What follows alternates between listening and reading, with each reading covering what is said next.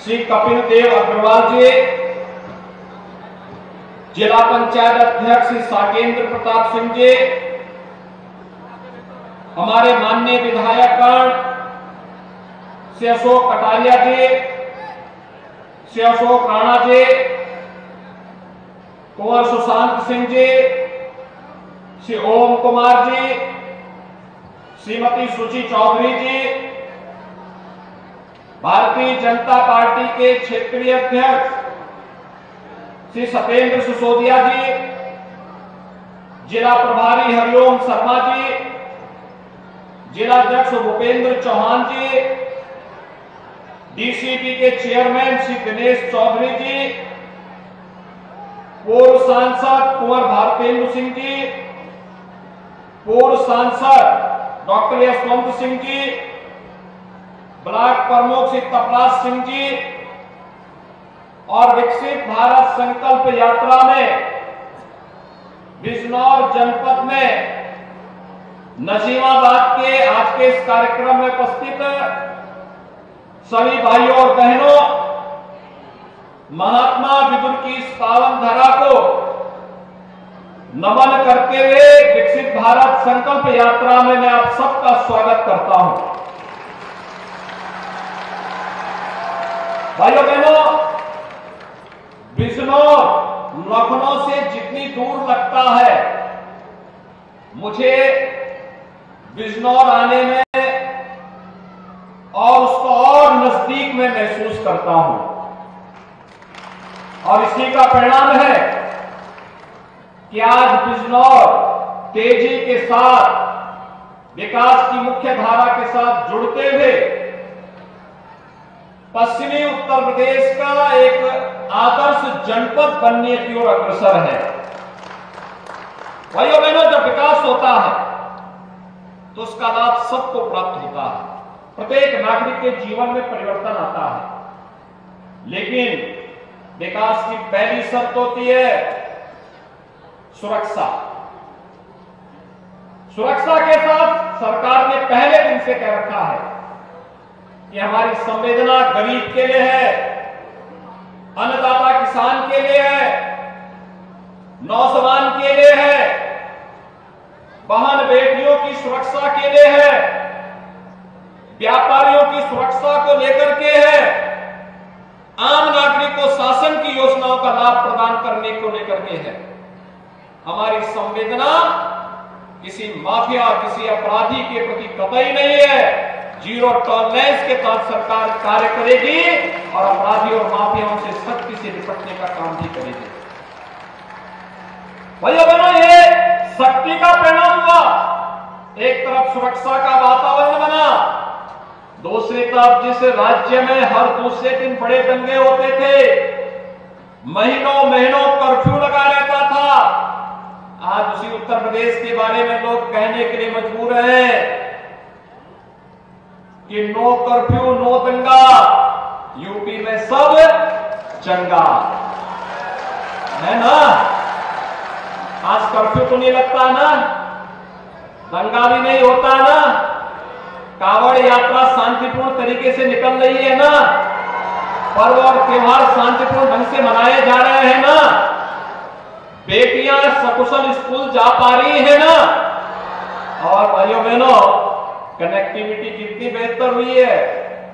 बिजनौर से, मेरठ से और दिल्ली से 4 लेन की कनेक्टिविटी से नजीमाबाद भी जुड़ रहा है। तेजी के साथ इस कार्यक्रम को आगे बढ़ा रहे हैं और अभी तो हमारा प्रयास है कि गंगा एक्सप्रेसवे समय पे बनके तैयार हो जाएगी तो गंगा एक्सप्रेसवे को मेरठ से फिर इसी रास्ते हरिद्वार तक ले जाने के लिए भी कार्य प्रारंभ करेंगे। कोई सोचता था कि बिजनौर में भी मेडिकल कॉलेज बनेगा। भाइयों बहनों, आज बिजनौर में सरकारी मेडिकल कॉलेज भी बन रहा है, प्राइवेट मेडिकल कॉलेज भी बन रहा है। यह विकास की प्रक्रिया के साथ जुड़ते हुए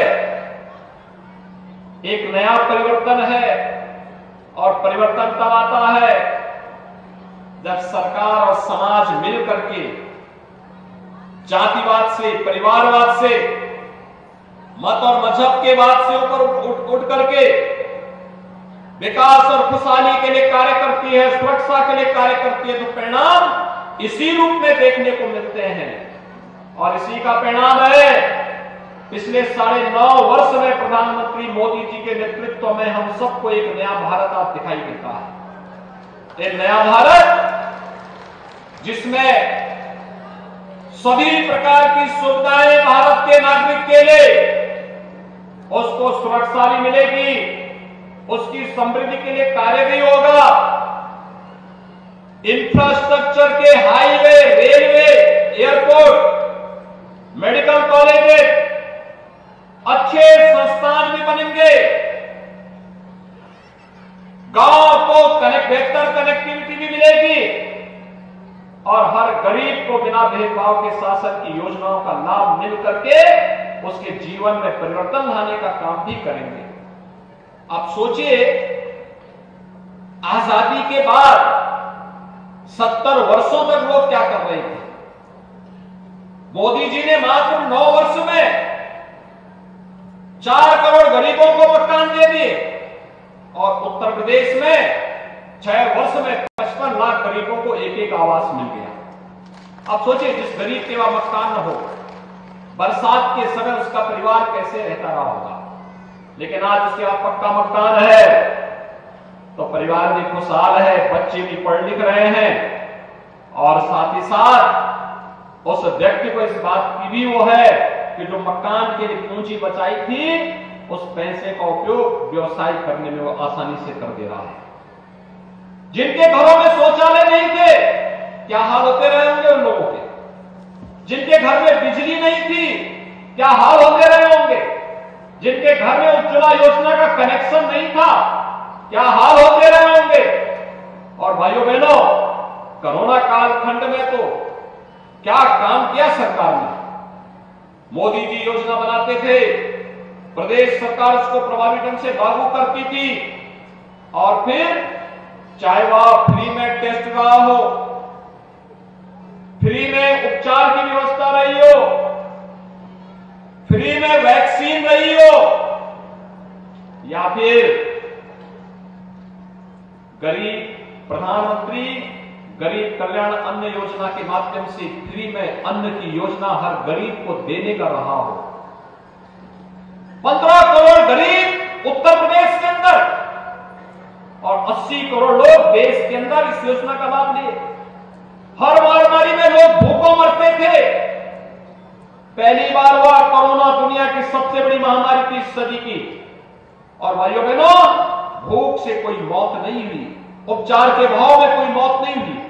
और ठीक है, पहले से बीमारी ज्यादा रही होगी, कोरोना की चपेट में आया होगा, गंभीर रूप से व्यक्ति बीमारी की चपेट में रहा होगा, लेकिन भूख और बीमारी के कारण कोई मौत नहीं होगी। इस बात की गारंटी ये डबल इंजन की सरकार देने के लिए आपके पास आई थी और इसीलिए आई है। विरासत का सम्मान कैसे होना चाहिए। आज मैं इससे पहले बिलारी मुरादाबाद में चौधरी चरण सिंह जी की 51 फीट मूर्ति का अनावरण करके आया हूं। 51 फीट ऊंची। और भाइयों बहनों, हम लोग यहां पे विदुर कुटी के पुनरुद्धार का काम भी कर रहे हैं। मैं जब भी यहां आता था, श्री अशोक कटारिया जी इस बात को कहते थे, अशोक राणा जी इस बात को कहते थे, सुशांत हमें इस बात को कहते थे, या फिर सुची चौधरी जी इसी बात को कहते थे कि आखिर इनका भी इतने पुराने 5000 वर्षों का लिखित इतिहास जो हमारे पास है, आज हम उसका पुनरुद्धार की कार्रवाई भी कर रहे हैं। और यहाँ के मेडिकल कॉलेज का नामकरण भी हम लोगों ने महात्मा विदुर के नाम पर ही किया है। वन डिस्ट्रिक्ट वन प्रोडक्ट में यहाँ के उद्यमियों को एक नई गति मिली है, एक नया स्थान मिला है, आगे बढ़ने के लिए एक नई प्रेरणा मिली है। तमाम योजनाओं से, प्रधानमंत्री मुद्रा योजना हो, प्रधानमंत्री रोजगार सृजन योजना हो, मुख्यमंत्री युवा रोजगार सृजन की योजना हो, इन सभी योजनाओं के साथ जुड़ने का अवसर प्राप्त हुआ है।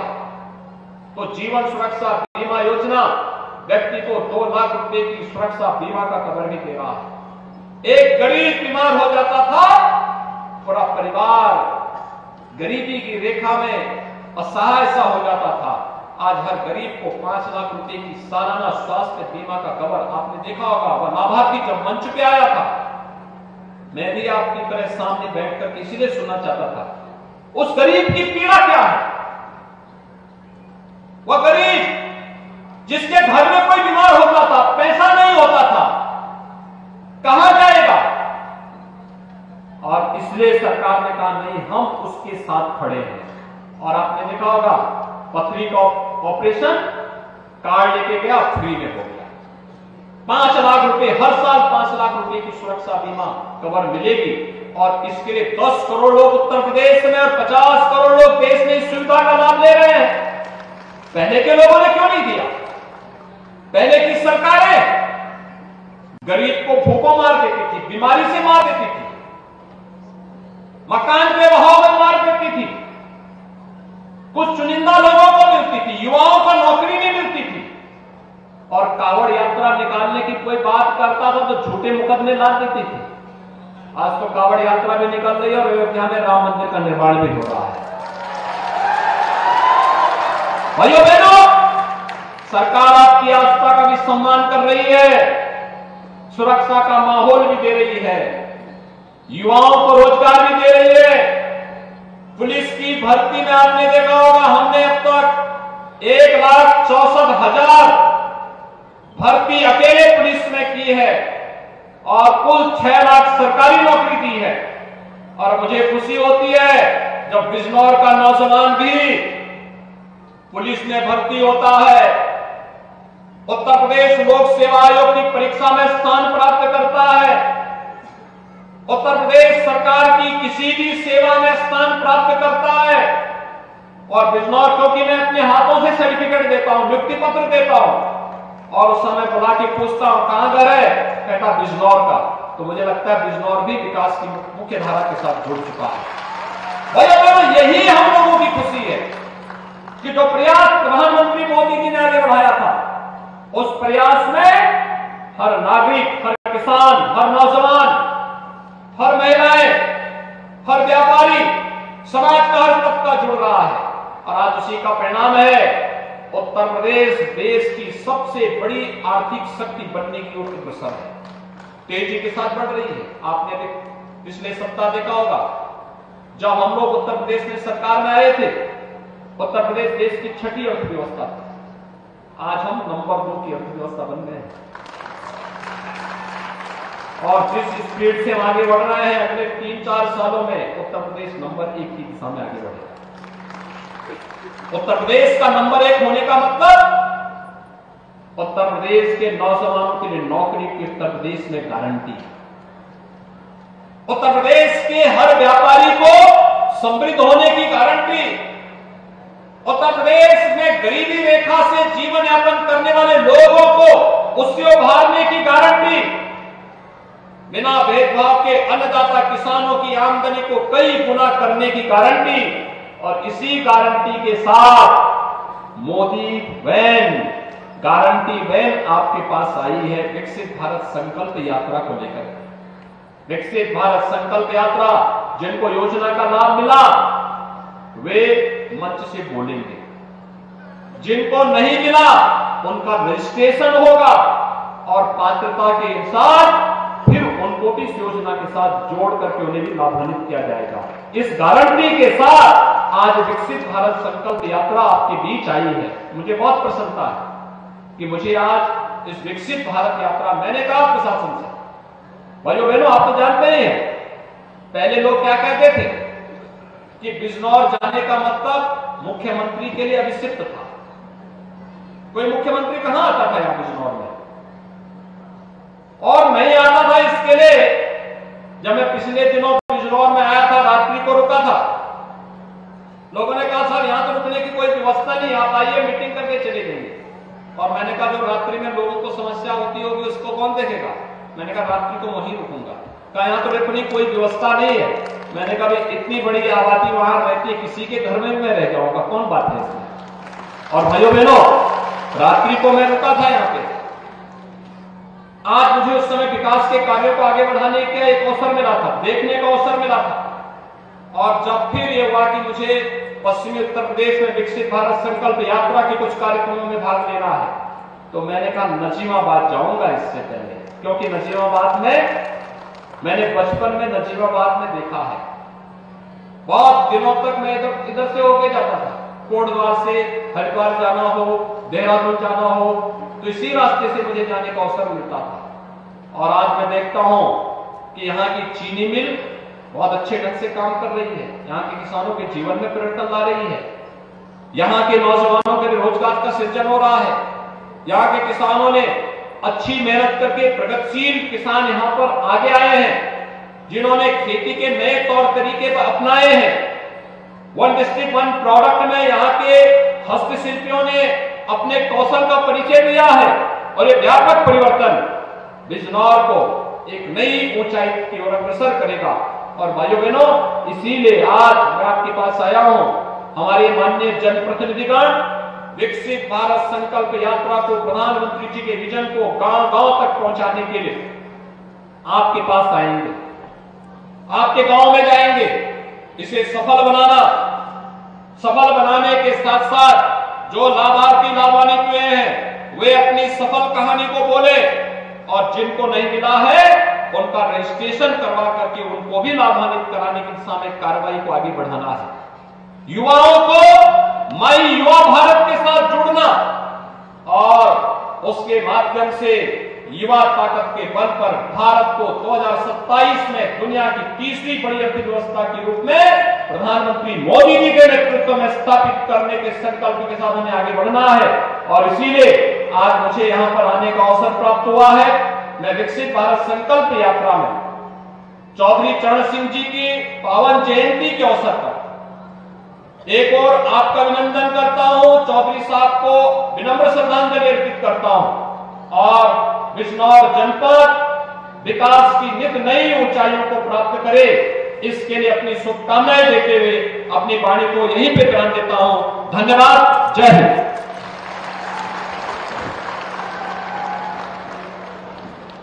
तो बिजनौर में विकसित भारत संकल्प यात्रा में लाभार्थियों से मुख्यमंत्री संवाद कर रहे थे, उनसे बातचीत की और उसके बाद अपना संबोधन मुख्यमंत्री ने कहा नए भारत में लोगों को भरपूर सुविधाएं, बेहतर सड़कें, एयरपोर्ट, एक्सप्रेसवे लोगों को मिल रहे हैं। उत्तर प्रदेश में बेहतर सुरक्षा का माहौल है, इस बात का जिक्र भी मुख्यमंत्री के द्वारा किया गया।